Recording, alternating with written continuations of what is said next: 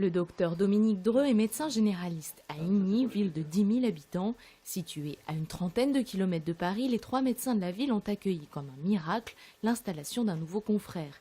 Et les exemples de manque de médecins en Essonne ne s'arrêtent pas là.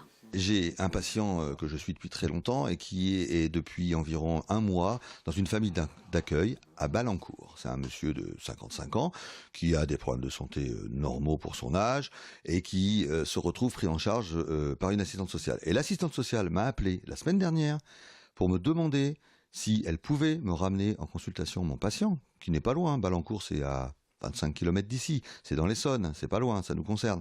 Parce que elle a fait des recherches et aucun médecin traitant aux alentours de Balancourt n'accepte plus de nouveaux patients. Pour la première fois, le praticien reconnaît que la ministre met un tarif sur le travail horaire des médecins généralistes, ce qui est encourageant.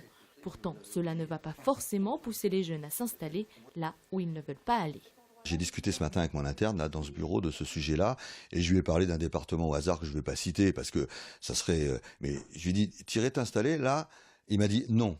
Dans un désert pas trop loin de Paris, enfin dans un désert entre guillemets pas trop loin de Paris, peut-être, mais pas dans ce département. Cette mesure pourrait tout de même encourager les jeunes à partir dans les déserts médicaux, mais avec une aide basée sur 2 ans, la copie sera peut-être rapidement à revoir. Le docteur Dreux met d'ailleurs en avant le manque de médecins à venir. Lui part à la retraite d'ici 5 ou 6 ans.